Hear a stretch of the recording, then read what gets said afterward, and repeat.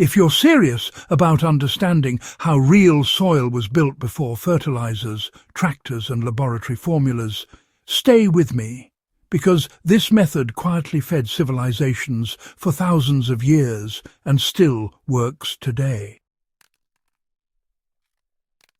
Before we go any further, make sure you subscribe to FarmLab and share this video with anyone who cares about history, land stewardship and long-term survival.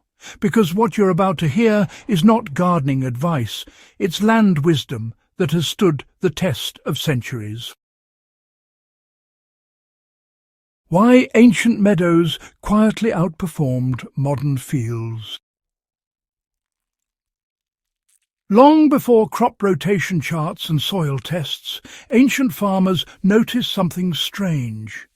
Land that stayed in grass, grazed lightly by animals, and left undisturbed for years became dark, springy, and unbelievably fertile. Medieval European commons, Roman pasture lands, and even Iron Age grazing meadows across Eurasia built soil faster than ploughed fields ever could. The secret wasn't manure alone. It was the living system created when grasses, roots, animals, fungi, and time worked together without interruption. Meadows weren't accidental landscapes. They were carefully maintained ecosystems that turned sunlight and grazing pressure into deep, stable soil.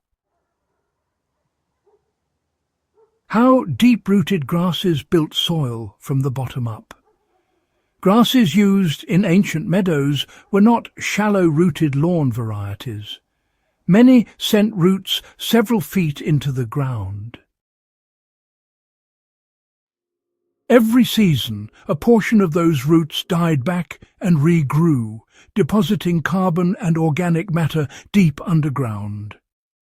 Unlike annual crops that disturb the soil every year, meadow plants locked fertility below the surface where wind, rain and sun could not steal it.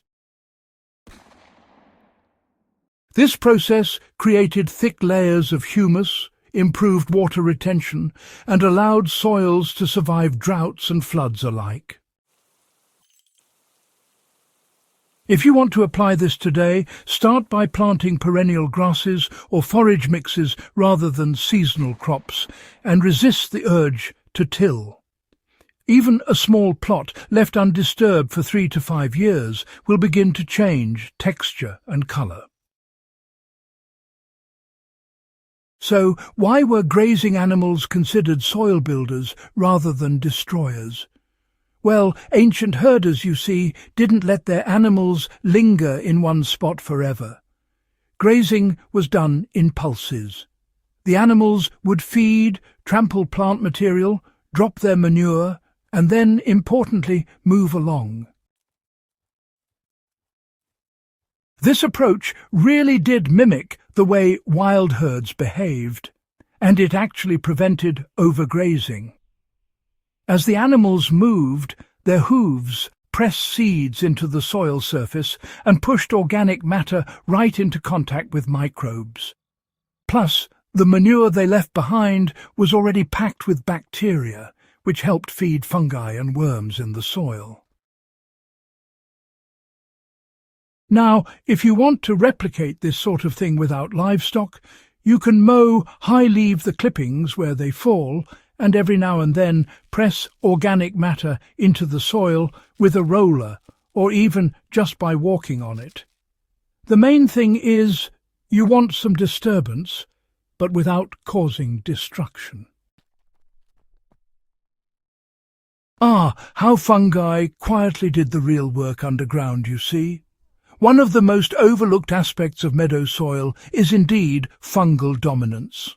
Meadows, well, they favour mycorrhizal fungi, which form vast underground networks connecting plant roots.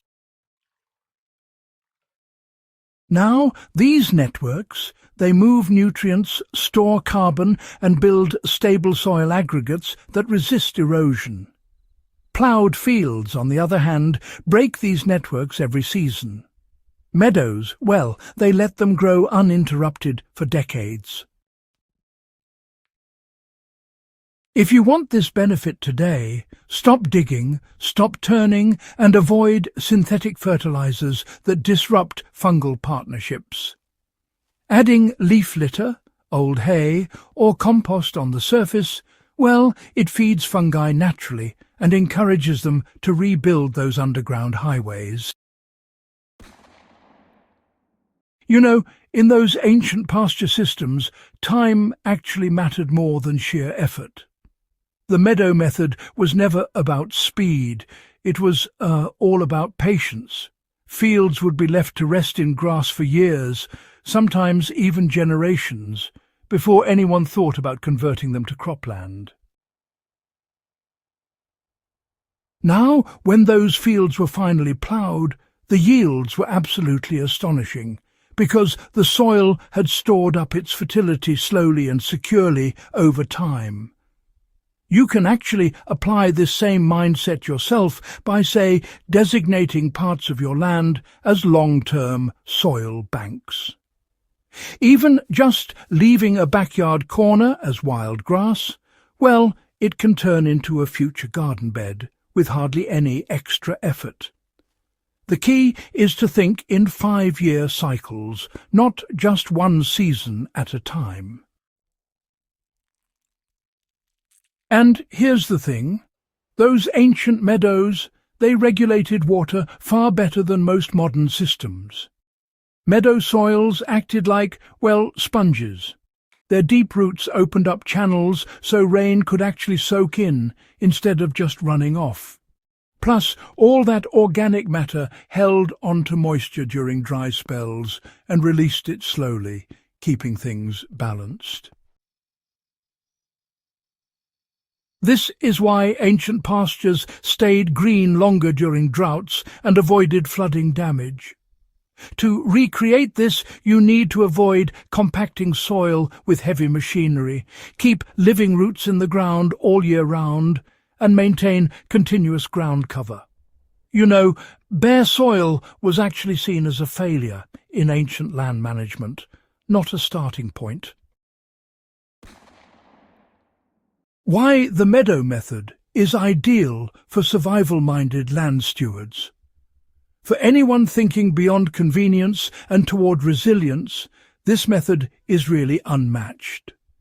Meadows require fewer inputs, rebuild soil naturally, and just keep improving year after year instead of degrading. They support pollinators, wildlife and livestock while storing carbon and nutrients safely underground. Even in small-scale homesteads, allowing sections of land to behave like ancient pasture can reduce fertilizer dependence and protect against climate extremes. How you can start using the Meadow method right now. Choose a plot and stop disturbing it. Plant perennial grasses or forage species suited to your climate. Keep soil covered at all times. Introduce gentle disturbance through mowing or rotational grazing if possible. Feed the surface with organic matter instead of digging it in. The real work happens underground, and once it starts, it compounds year after year. The Meadow method reminds us that the most advanced soil technology ever developed came not from laboratories, but from observation, restraint, and respect for natural cycles. Ancient pastures built soil that fed empires, survived wars, and still outperforms modern systems when left intact. If you found this valuable and want more deep dives into forgotten agricultural knowledge, make sure you subscribe to Farm Lab, share this video with fellow history and survival enthusiasts, and keep these methods alive by putting them back into practice.